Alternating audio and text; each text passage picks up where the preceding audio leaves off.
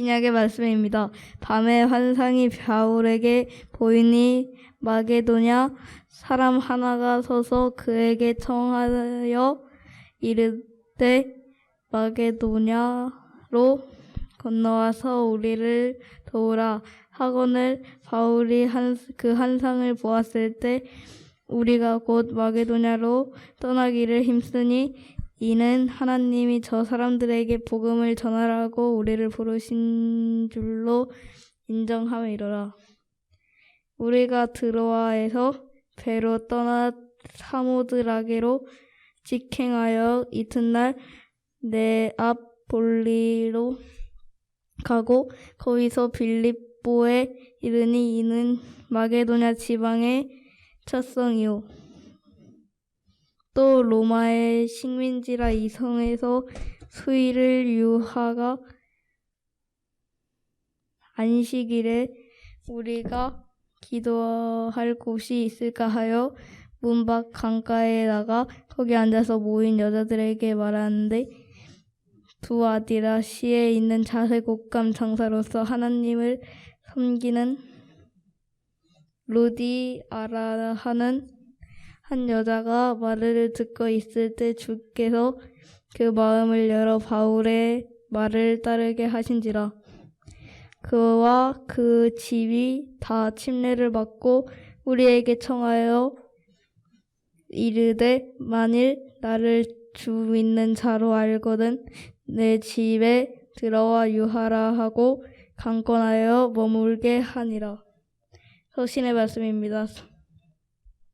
성령으로 나를 데리고 크고 높은 산으로 올라가 하나님께로부터 하늘에서 내려오는 거룩한 성 예루살렘을 보이니 성 안에서 내가 성전을 보지 못하였으니 이는 주 하나님 곧 전능하신 이와 어린 양이 그 성전이심이라. 그 성은 해나 달의 비침이 쓸데없으니 이는 하나님의 영광이 비치고 어린 양의 그 등불이 되심이라. 만국이 그 빛 가운데로 다니고 땅의 왕들이 자기 영광을 가지고 그리로 들어가리라. 낮에 성문들을 도무지 닫지 아니하리니 거기에는 밤이 없으니라. 사람들이 만국의 영광과 존귀를 가지고 그리로 들어가겠고 무엇이든지 속된 것이나 가증한 일 또는 거짓말하는 자는 결코 그리로 들어가지 못하되 오직 어린 양의 생명책에 기록된 자들만 들어가리라. 또 그가 수정같이 맑은 생명수의 강을 내게 보이니 하나님과 어린 양의 보좌로부터 나와서 길 가운데로 흐르더라. 강 좌우에 생명나무가 있어 12가지 열매를 맺게 달마다 그 열매를 맺고 그 나뭇잎 싹이들은 만국을 치료하기 위하여 있더라. 다시 저주가 없으며 하나님과 그 어린 양의 보좌가 가운데에 있으니리. 그의 종들이 그를 섬기며 그의 얼굴을 볼 터이요. 그의 이름도 그들의 이마에 있으리라. 다시 밤이 없겠고 등불과 햇빛이 쓸데없느니 이는 주 하나님이 그들에게 비치심이라. 그들이 세세토록 왕노릇하리로다. 복음의 말씀입니다. 예수께서 대답하여 이르시되 사람이 나를 사랑하면 내 말을 지키니리. 내 아버지께서 그를 사랑할 것이요 우리가 그에게 가서 거처를 그와 함께 하리라. 나를 사랑하지 아니하는 자는 내 말을 지키지 아니하나니 너희가 듣는 말은 내 말이 아니요 나를 보내신 아버지의 말씀이니라. 내가 아직 너희와 함께 있어서 이 말을 너희에게 하였거니와 보세와 곧 아버지께서 내 이름으로 보내실 성령 그가 너희에게 모든 것을 가르치고 내가 너희에게 말한 모든 것을 생각나게 하리라. 평안을 너희에게 끼치노니 곧 나의 평안을 너희에게 주노라. 내가 너희에게 주는 것은 세상이 주는 것과 같지 아니하리라. 너희는 마음에 근심하지도 말고 두려워하지도 말라. 내가 갔다가 너희에게로 온다 하는 말은 너희가 들었나니 나를 사랑하였더라면 내가 아버지께로 감을 기뻐하였으니라. 아버지는 나보다 크심이라. 이제 일이 일어나기 전에 너희에게 말한 것은 일이 일어날 때에 너희로 믿게 하려 함이라. 다 함께 설교전 기도를 합니다. 말씀 앞에 하나 된 우리들은 하나님의 자녀로서 한 마음으로 하나님께 예배드리오니 말씀으로 여기에 임재하셔서 부끄러운 사연으로 가득한 우리의 마음을 정결하게 하여 주사 온전한 정신과 믿음으로 바른 말씀을 분별할 수 있게 해 주십시오. 예수 그리스도의 이름으로 기도드립니다. 아멘.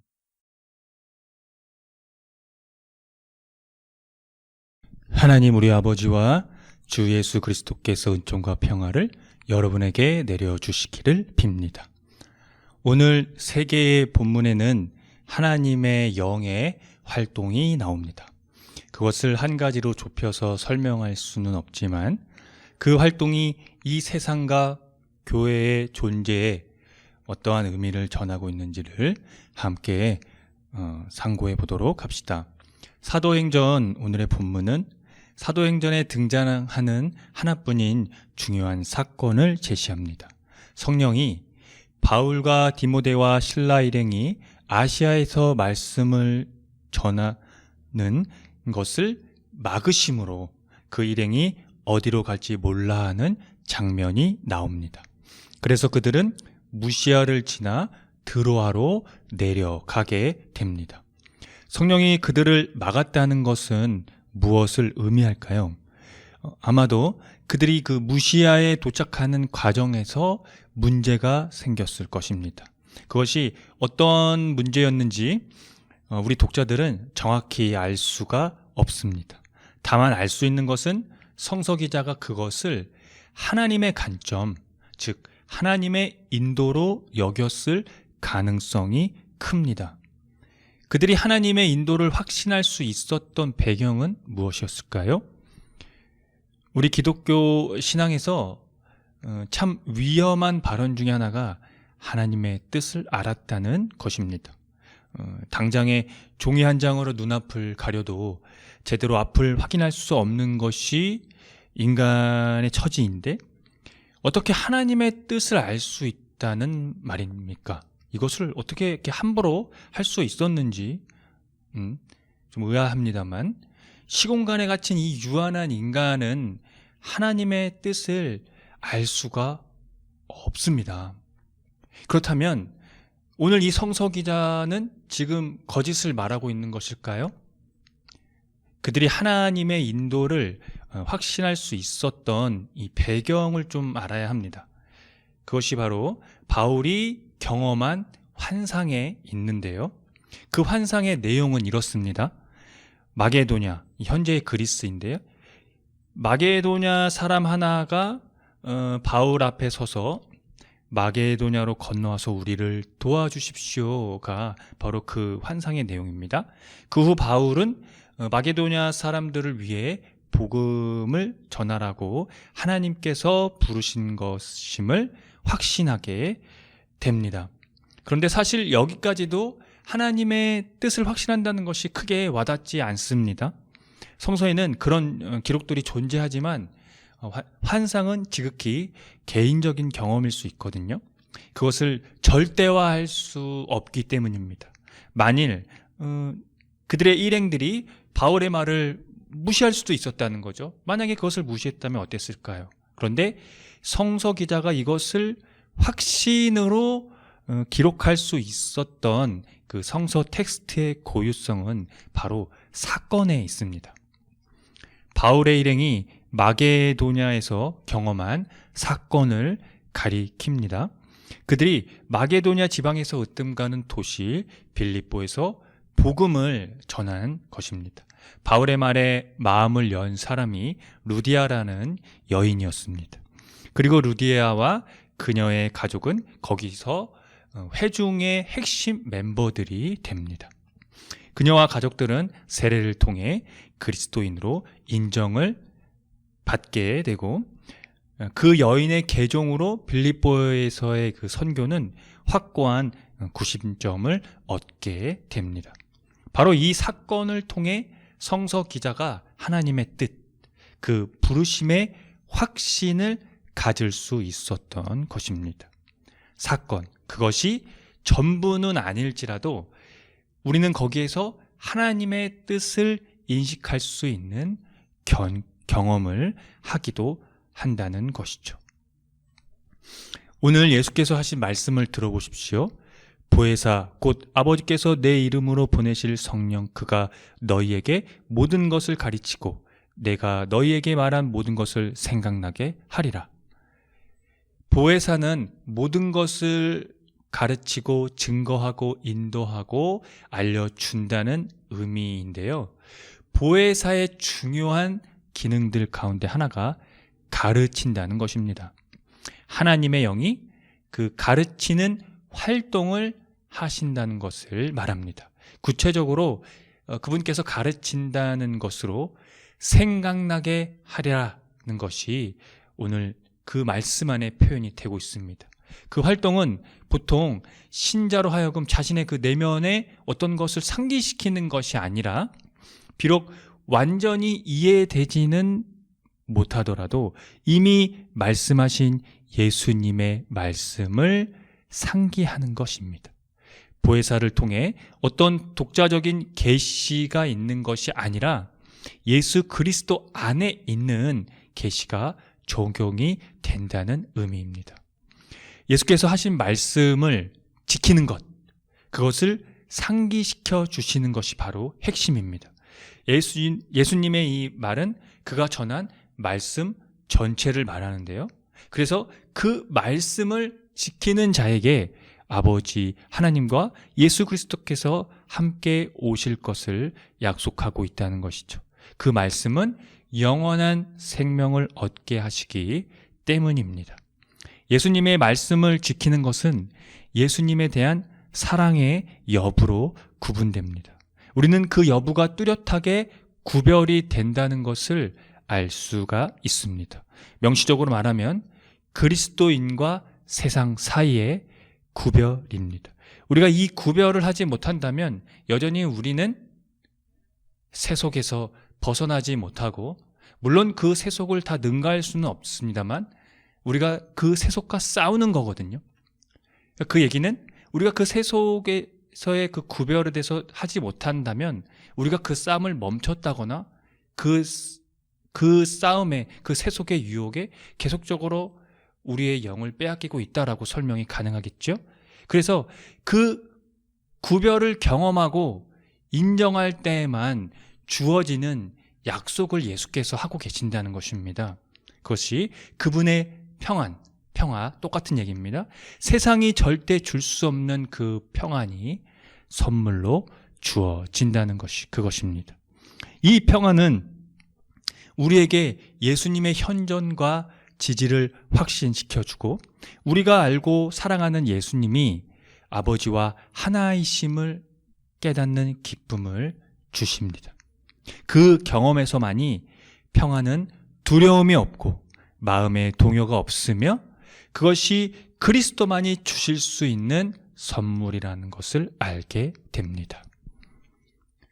요한계시록에서 하나님의 영의 활동은 감동으로 이끄셔서 하늘에서 내려오는 거룩한 예루살렘을 보여주시는 것입니다. 그 거룩한 도성은 하나님의 영광에 쌓여 지극히 귀한 빛을 내었습니다. 그런데 이 성서 기자의 말에 의하면 그 안에서 성전을 볼 수 없었다고 얘기를 하고 있습니다. 왜냐하면 그것은 전능하신 하나님과 어린 양 예수께서 그 도성의 성전 자체이기 때문입니다. 그것이 바로 하나님 나라를 위해 보존된 종말론적인 성소입니다. 성전 자체가 그리스도의 부활의 몸이라는 것을 의미합니다. 이것은 종말 시에 일어날 하나님의 임재에 대한 대망과 결합되기도 합니다. 그 얘기는 우리가 그 하나님의 임재, 그리스도의 부활의 몸을 대망해야 한다라는 의미이겠죠. 그래서 그 도성은 옛 선지자들이 본 환상처럼 해나 달이 비칠 필요가 없고 민족들이 그 빛 가운데로 다니고 그 도성에는 밤이 없으므로 온종일 문을 닫지 않으며 사람들은 민족들의 영광과 명예를 그 도성으로 들여올 것입니다. 하나님의 보좌와 어린 양의 보좌로부터 생명수가 흘러나오는데요. 그 생명수가 도시의 넓은 거리 한가운데로 흐르고 각 양쪽에는 생명나무 열매가 맺히는데 나뭇잎은 민족들을 치료하는 데 쓰일 것이라고 말하고 있습니다. 그러나 여기서 중요한 것은 속된 것과 가증한 일과 거짓을 행하는 자들은 그곳에 들어가지 못한다는 것입니다.